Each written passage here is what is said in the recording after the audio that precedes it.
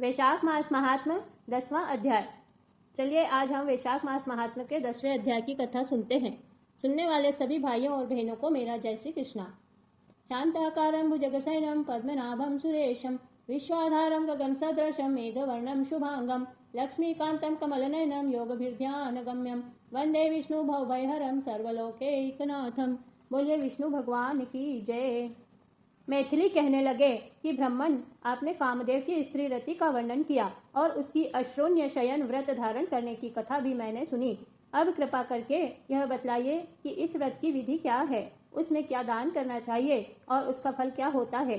यह सब आप विस्तार पूर्वक सुनाइए। यह वार्ता सुनकर श्रुतिदेव कहने लगे कि यह अश्रुण्य शयन नामक व्रत पापों का नाश करने वाला है। इसका विधान पहले श्री हरि ने लक्ष्मण जी से कहा था, वह सब मैं तुमको सुनाता हूँ। इस व्रत के करने से श्री लक्ष्मीपति भगवान विष्णु प्रसन्न हो जाते हैं। इस पाप नाशक व्रत को किए बिना जो गृहस्थ धर्म में प्रवेश करते हैं उनका सब कर्म निष्फल हो जाता है। श्रावण शुक्ला द्वितीया को इस व्रत को धारण करना चाहिए। चातुर्मास्य में हविष्यान्न भोजन करना चाहिए तथा श्री लक्ष्मी नारायण का पूजन करें। चातुर्मास्य व्यतीत होने पर विधिवत इसका पालन करना चाहिए। किसी ब्राह्मण को जूते देवें, सोने या चांदी की मनोहर मूर्ति बनावें, पीताम्बर से उसको शोभायमान करें, सफेद पुष्प और सुगंधित द्रव्यों से उसका पूजन करें। फिर ब्राह्मणों को शैया दान, वस्त्र दान करके भोजन करावें। ब्राह्मण और ब्राह्मणी दोनों को संग भोजन करा के दक्षिणा देवें। इस प्रकार 4 मास तक पूजन करें। मार्गशीर्षादि मासा में भी विधिवत उसी तरह का भगवान का पूजन करें। रुक्मणी सहित ध्यान करें। ऐसे ही चैत्र से 4 मास तक हरि भगवान का पूजन करें। जिनको सनकादि ऋषिगण पूजते हैं उस भगवान की स्तुति करें और इस व्रत को आषाढ़ शुक्ला द्वितीया को समाप्त कर देवें। ओम नमो नारायण इस मंत्र से हवन करें। चैत्रादि मास में पुरुष सूक्त से हवन करें। मार्गशीर्षादि मास में विष्णु गायत्री इस मंत्र से हवन करें। पंचामृत से स्नान करावें। खीर, घृत और मालपुए का भोग लगावें। पहले लक्ष्मी नारायण को स्नान करावें। बीच में श्री कृष्ण महाराज की सोने की प्रतिमा दें। अंत में वाराह भगवान की चांदी की प्रतिमा दें। फिर ऊपर कही गई प्रतिमाओं को वस्त्र तथा अलंकारों से सुशोभित करके ब्राह्मणों को दे दें और शैया का संकल्प करें। उस पर विधिवत श्री लक्ष्मी नारायण का पूजन करें। कांसे के पात्र सहित यह सब चीजें दक्षिणा सहित किसी योग्य कुटुंबी वैष्णव ब्राह्मणों को दे दें और भगवान से प्रार्थना करें कि हे भगवान, जैसे आपकी शैया श्री लक्ष्मी जी से अशून्य है वैसे ही मेरी शैया भी अशून्य रहे। फिर आप भी भोजन कर लेवें। इस व्रत को पुरुष अथवा सौभाग्यशालिनी स्त्री अथवा विधवा अशून्य शयन के निमित्त धारण करे। श्रुतिदेव कहते हैं कि हे राजन, यह व्रत मैंने तुमसे विस्तार पूर्वक कहा। इसको करने से जगन्नाथ भगवान प्रसन्न होते हैं और उनकी प्रसन्नता से अनेक सुख तथा संतान की वृद्धि होती है। इसलिए जिस प्रकार से भी हो सके इस व्रत को विष्णु धाम को जाने वाला मनुष्य अवश्य करे। यह कथा सुनकर राजा ने श्रुतिदेव से प्रश्न किया कि हे ब्राह्मण, वैशाख में छत्रदान करने का क्या महात्म्य है, कृपा करके विस्तार पूर्वक बताइए, क्योंकि वैशाख मास के शुभ कृत्यों की कथा सुनकर मेरी कभी तृप्ति नहीं होती। राजा के इस प्रश्न पर श्रुतिदेव जी कहने लगे कि जो कोई धर्मात्मा वैशाख मास में व्याकुल महात्मा को छत्री दान करता है उसको अनंत फल मिलता है। मैं एक प्राचीन इतिहास कहता हूँ जो सुनो। सतयुग में हेमकांत नाम का बंगाल देश का राजा था।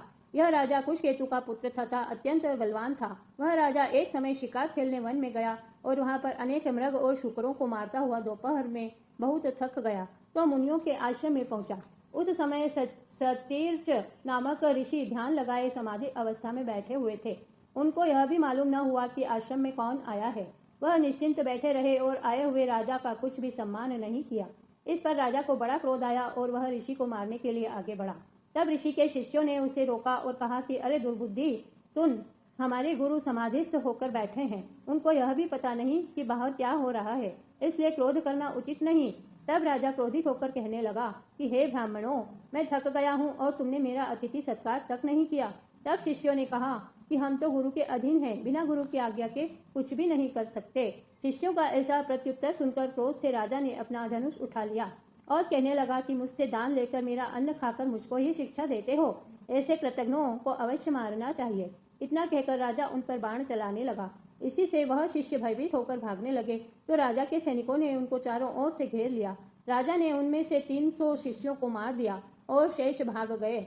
जब आश्रम में कोई न रहा तो सैनिकों ने आश्रम की सब वस्तुएं लेकर खूब भोजन किया सायंकाल राजा जब अपने घर पर आया तो उसके पिता कुशकेतु ने यह सब वृत्तांत सुनकर पुत्र की बहुत निंदा की तथा उसको घर से बाहर निकाल दिया। जब पिता ने उसे त्याग दिया और राजा हेमकांत वन में चला गया तो वह अत्यंत व्याकुल होकर इधर उधर फिरने लगा और ब्रह्म हत्या उसे सताने लगी। इस प्रकार उस दुरात्मा को फिरते हुए 28 वर्ष बीत गए। तब एक दिन त्रित नाम के ऋषि वैशाख मास में तीर्थ यात्रा करते हुए उस वन में आए और धूप से व्याकुल होकर मूर्छा खाकर पृथ्वी पर गिर पड़े। देवयोग से हेमकांत ने ऋषि को मूर्छा खाकर गिरते हुए देख लिया और उसके मन में बड़ी दया उत्पन्न हुई। उसने ढाक के पत्तों की एक छतरी बनाकर मुनि के सिर पर लगाई और अलम्बुका जल पिलाया। इस उपचार के करने से मुनि मूर्छा से निवृत्त हुए और हेमकांत के किए हुए पत्रों के छत्र को लेकर तथा इंद्रियों में कुछ चैतन्यता आ जाने से शनि शनि गांव में पहुंचे। इस पुण्य के प्रभाव से उसकी 300 ब्रह्म हत्याएं क्षण भर में दूर हो गई। तब हेमकांत को बड़ा विस्मय हुआ कि उसके द्वारा इतने प्राणियों को इतना कष्ट देने पर भी उसकी ब्रह्म हत्याएं कैसे दूर हो गई, किसने दूर कर दी, कहाँ गई और इसका कारण क्या है। जब वह यह सोच ही रहा था तो उसकी मृत्यु निकट आ गई और उसको संग्रहणी रोग लग गया। जब उसके प्राण निकलने लगे तो उसको 3 बड़े बड़े भयंकर यमदूत दिखाई पड़े और वह हेमकांत को डराने लगे। तब हेमकांत मौन साधकर छत्रदान को याद करके विष्णु भगवान को याद करने लगा। भगवान ने उसी समय अपने मंत्री विश्वक्सेन को आज्ञा दी कि यमदूतों को रोको और वैशाख मास में छत्रदान करने वाले हेमकांत की रक्षा करो। वह निष्पाप और मेरा भक्त है तथा उसके पिता कुशकेतु से कहो कि तुम्हारा पुत्र धर्म से रहित है, परंतु वैशाख में धर्म में निरत होने से मेरा प्यारा है। उसने यद्यपि बड़े बड़े पाप किए हैं, परंतु उसने धूप से व्याकुल मूर्छित मुनि की रक्षा की और वैशाख मास में छत्री दान किया। इससे निष्पाप हो गया एवं उसी पुण्य के प्रभाव से वह शांत स्वभाव, जितेंद्रिय तथा चिरायु हो। अब वह सब गुणों में तथा वीरता में तुम्हारे समान हो गया है। अब इसको राज्य का भार सौंप दो, क्योंकि यह बड़ा बलवान है। विश्वक्सेन यमदूतों को भगाकर हेमकांत के पास पहुंचा और उसके शरीर पर हाथ रखा।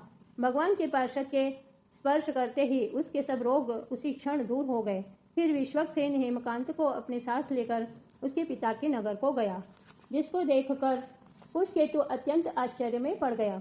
भगवान के पार्षद को देखकर बड़ी श्रद्धा से उनके पैरों में गिर पड़ा और दंडवत कर अपने गृह के अंदर ले गया। फिर अनेक प्रकार के श्रोतों से उनकी स्तुति कर विधिवत पूजन किया। विश्वक्सेन ने जो कुछ भगवान की आज्ञा थी सब कुशकेतु को सुना दे। कुशकेतु भी अपने पुत्र को सिंहासन पर बिठाकर विश्वक्सेन की आज्ञा अनुसार अपनी स्त्री सहित तप करने वन में चला गया और विश्वक्सेन हेमकांत को समझाकर तथा धन्यवाद देकर श्वेतद्वीप को चला गया।